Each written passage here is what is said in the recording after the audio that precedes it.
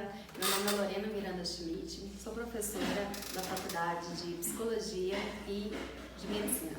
Eu venho através desse vídeo informar e clarear um pouco mais sobre o conteúdo da importância que é do psicólogo na atuação da rede, bem como também no auxílio de desastres, de urgências e crises, no momento em que nós estamos vivenciando hoje.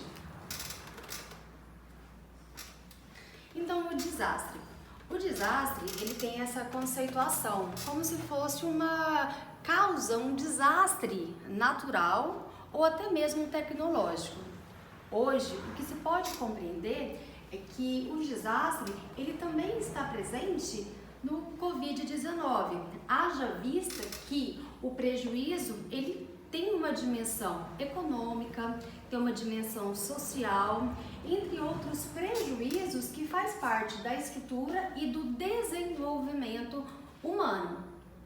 Então, nós estamos muito habituados com os desastres que eles tendem a ser natural, seja por um tufão, seja por algum tipo de tempestade, de enchentes, como foi no caso de Brumadinho, que a gente chega até a questionar, será que foi tão natural assim? Então, a gente acaba aqui tendo uma série de perícias que também teve erro humano desse desastre.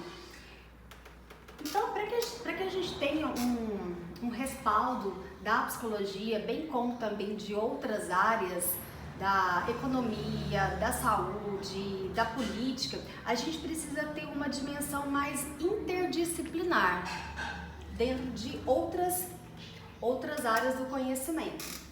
A defesa civil e a proteção, ela é acionada e clamada nesse momento. Mas o porquê não de nós pensarmos em acionar a defesa civil como um processo de prevenção, antes mesmo que essa intervenção e esse momento de caos ele já estivesse instalado. Então, a gente convida aí algo a ser discutido na própria psicologia, o porquê de umas ações que elas sejam preventivas e que aconteçam também nas escolas. Não somente após os desastres eles terem sido inseridos, como desastres naturais e incidentes tecnológicos. Então, eu convido para que nós pensamos juntos em ações preventivas nas escolas. Eu até falo muito com os nossos alunos para que os mesmos possam ampliar projetos educacionais para que modifiquem a cultura em casa, a cultura social. E eu coloco vocês a pensarem. Vocês lavam a mão sempre quando vocês chegam da rua? Como que é feito o nosso contato social? É através de beijinhos, através de abraços, a gente fala muito um próximo do outro. Então, o convite que eu faço para que vocês pensem é que a gente mude os nossos hábitos culturais, hábitos diários, e que comecem em casa.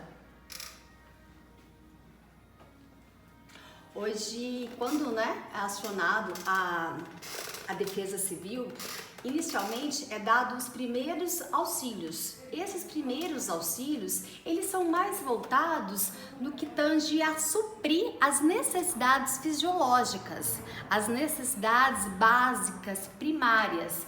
Por exemplo, alimento, remédio, moradia.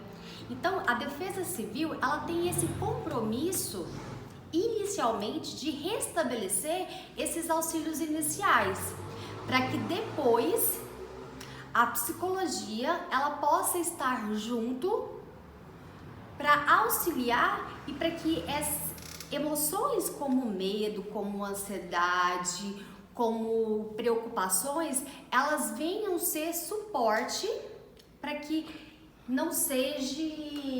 seja controlado.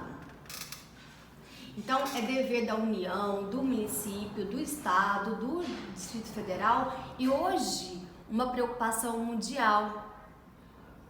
Porque o desastre ele não está somente no estado de Goiás, mas ele já ampliou em nível mundial. Então é uma preocupação que todos nós temos que ter.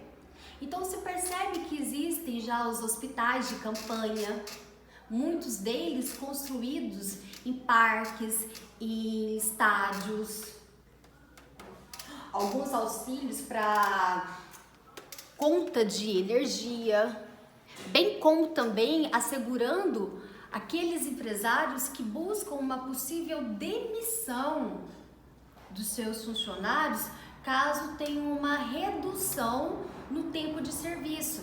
Então há um subsídio financeiro por parte do governo federal, por parte do estado, enfim. Então há uma mobilização de todos para que esses auxílios eles cheguem para atender essas necessidades que elas são primárias. Então todos nós precisamos ter um plano de contingência. O que é plano de contingência? A gente precisa se organizar, seja na sua comunidade, seja na escola. Então, esse plano de contingência, nós precisamos mobilizar na escola, entre os amigos, na sociedade, a fim de verificar como que nós podemos auxiliar o cidadão ou aquela pessoa, o usuário, que ela está desprotegida. Então, retornando aqui, voltando ao plano de contingência, e o psicólogo? Em que momento que o psicólogo ele vai atender na urgência e na emergência? Vamos pensar aqui comigo. Se eu estou com um paciente que me chega com uma ansiedade muito visível, muito aguda, ou uma depressão que isso lhe cause choros excessivos, desânimo, em que o sujeito ele não está se alimentando, não está dormindo. Se eu, psicólogo, me identifico nesse dado momento com esse paciente, pode ser que ele não encontre esse apoio necessário e esse suporte para que ele dê essa continuidade. Então, nesse momento, é interessante como que a gente, enquanto psicólogos, enquanto uma organização, criemos os plantões psicológicos.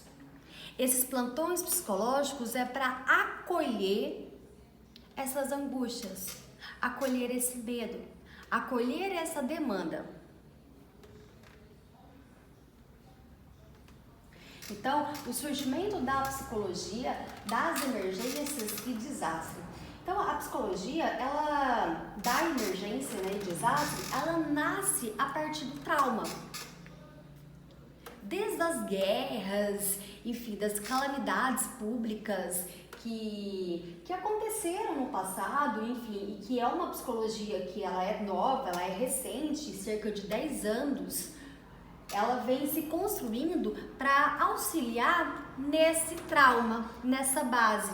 O sujeito, quando ele vivencia um trauma, um falecimento, um luto, a perca de um emprego, enfim, que lhe traz essa ansiedade, é como se ele perdesse noção de tempo, de memória, de raciocínio, de clareza sobre os fatos.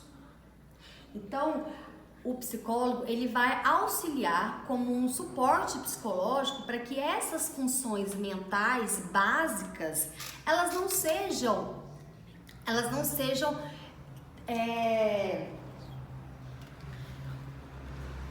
quebradas, né? Que elas não se percam. Então essas alterações psicológicas elas podem vir sim de fato acontecer. Claro que não, esse colapso ele não acontece com toda a população, mas uma minoria. Mas essa minoria, ela já tem alguns outros quadros, seja de ansiedade, seja de alteração de humor, seja de distúrbio alimentar, enfim, que um incidente como esse, né, do Covid-19 pode potencializar.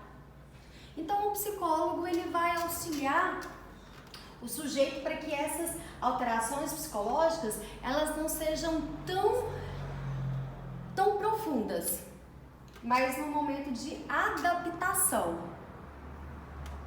Então a gente busca, através de uma rede, auxiliar o sujeito com uma possível qualidade de vida, um bem-estar, uma saúde mental estabilizada e que o sujeito também ele possa ter uma adaptação e uma convivência social satisfatória. Nesse momento de crise, o psicólogo ele pode vir atuar tanto no sujeito, na vítima, na família ou também com a equipe psicológica, ou seja, com a equipe também de saúde, que são os médicos, são os psicólogos, são os enfermeiros, os técnicos.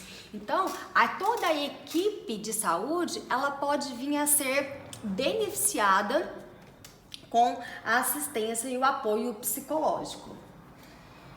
Então, o psicólogo ele vai atuar tanto no pré-desastre, numa possível prevenção, e auxiliar o sujeito a utilizar dos manuais, dos guias, de estabelecimentos da Defesa Civil, do Ministério de Saúde, bem como também dos governantes.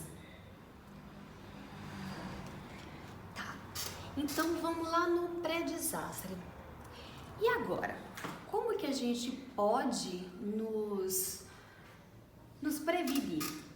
Será que a gente vai deixar ao acaso? Será que nós vamos deixar para que a sorte nos conduzam? Na hora que me der vontade eu faço isso.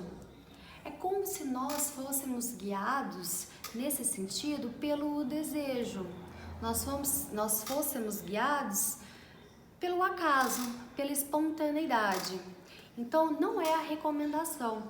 A recomendação é que nós tenhamos planos de orientação, de contingência.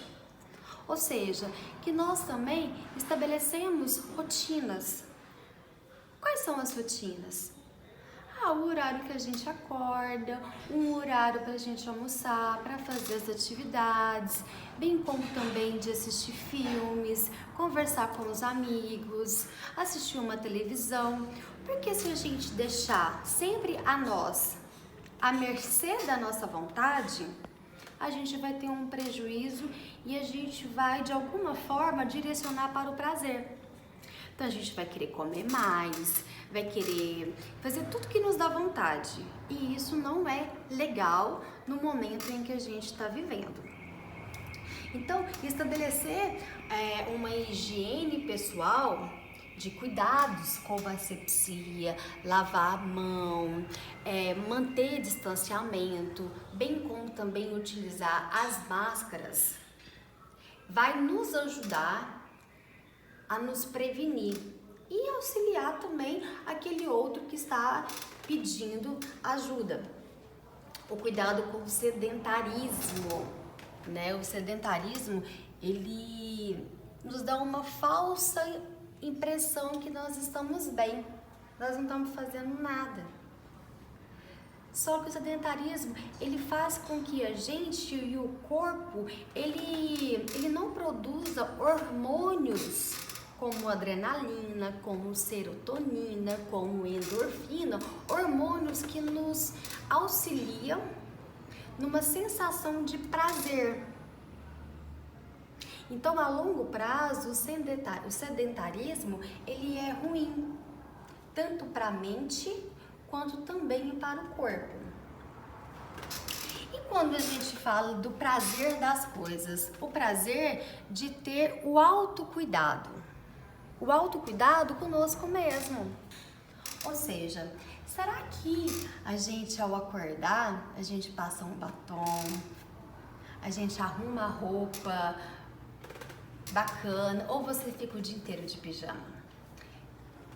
Pente o cabelo, escova os dentes, ou seja, se arruma para você mesma.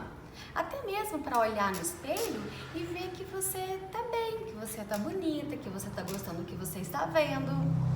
Então é interessante e importante com que a gente tenha esse autocuidado, porque o nosso cérebro, da mesma forma, ele vai entender que você está se autocuidando, que você está se protegendo. Então, a assistência às vítimas, hoje nós psicólogos damos uma atenção para essas pessoas, né, que estão passando por esses transtornos, né, passando por esses desastres e não estão conseguindo lidar de forma mais saudável. Então, quais são as recomendações? As recomendações é que nós, psicólogos, nós tenhamos mais calma e tranquilidade para lidar com essas demandas. Ou seja, pensa numa pessoa que chega em desespero.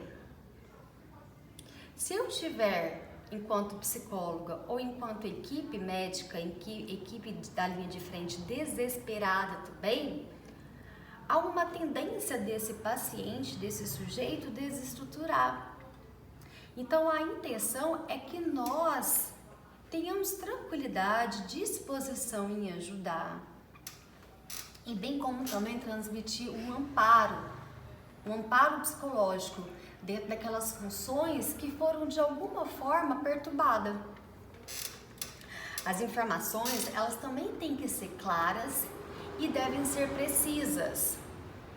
Ou seja, para que a pessoa, a vítima, a família, quando ela chegar até você com esse auxílio, com esse pedido, ela não saia mais caótica do que ela chegou, mas que ela saia dali com uma estrutura, com um suporte, com uma orientação para que isso possa ajudá-la a melhor se adaptar àquela situação. Então, o aconselhamento, ele é interessante, ele é necessário nesse momento.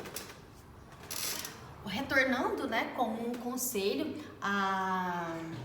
na possibilidade desse autocuidado, né, nós precisamos ter esse autocuidado conosco e com a nossa família, né? Autocuidado também que às vezes são simples, não ficar com o pé descalço, não tomar nada muito gelado, não ficar tão exposto aos ventos frios, já que nós já estamos chegando também a essa época dos ventos, e além dos outros itens que eu falei anteriormente. Então, para que a gente possa estar finalizando nesse momento, né, as 6 intervenções aqui, né, são as resiliências em que o psicólogo ele precisa fazer presente nesse dado momento, é que a comunicação ela seja calma, seja tranquila nesses plantões psicológicos, bem como também pela equipe que está sob controle, que está tendo todo esse suporte para atender essa demanda, assegurar dos riscos, ou seja, compreender se esse sujeito, se essa família, ela está tendo esses recursos básicos. Quais são os recursos básicos? De alimentação, de descanso, de moradia, de saneamento, ou seja, esses auxílios primários, eles são necessários para que o sujeito ele dê conta das outras necessidades, mesmo psicológicas. Então, oferecer dados, né, que sejam precisos, dados que sejam bons. Porque o que acontece hoje na mídia? A gente percebe que existe muito fake news, que existe uma série de propagandas e que a mídia ela está bombardeando, até mesmo e a gente entende, né, que é para título e para ganho publicitário. É a forma que eles se encontraram deles ganharem os recursos, tudo bem. Só que é um alimento ruim para a população que não está acostumada e habituada com essas informações que são mais, que deveriam ser mais precisas e mais claras. Então, assistir o tempo todo jornal, na internet, sobre o que está acontecendo, muitas das vezes, dentro da sua maioria das vezes, não vai ajudar. Importante nesse quarto item, verificar com o grupo se as assistências elas estão sendo direcionadas. Por exemplo, há uma série de incentivos, né, dado pelos ministérios, bem como também pela Defesa Civil, verificar se essa linha de crédito ela está indo para a família que necessita desse tipo de assistência e se elas estão sendo assistidas. Então, um outro quesito, né, dentro dessas intervenções é aproximar o sujeito, essa vítima, dos seus vínculos, seja ele familiar, seja ele na sua comunidade. Pode ser através de grupo de WhatsApp, pode ser através de Facebook, Instagram, mas é interessante com que esse sujeito ele tenha vínculos afetivos. E para finalizar nesse momento de intervenção, as habilidades de resiliência. O que seria resiliência? Em algum momento da sua vida, você passou por alguma dificuldade, você passou por algum momento que lhe trouxesse um desequilíbrio psicológico. E que momento que foi esse? Provavelmente, esse sujeito ele vai reencontrar as mesmas forças, as mesmas habilidades que ele utilizou no momento anterior de desastre, de desequilíbrio, de luto, para que ele possa se readaptar, se reequilibrar novamente. Então, para finalizar, esse socorro ele tem que ser dado, né, de imediato a essa família e essa vítima, e deve ser um contínuo, ou seja, não somente no pré-desastre, no desastre e no pós-desastres. Ok, depois eu trago mais informações sobre o plantão psicológico. Tchau, muito obrigada.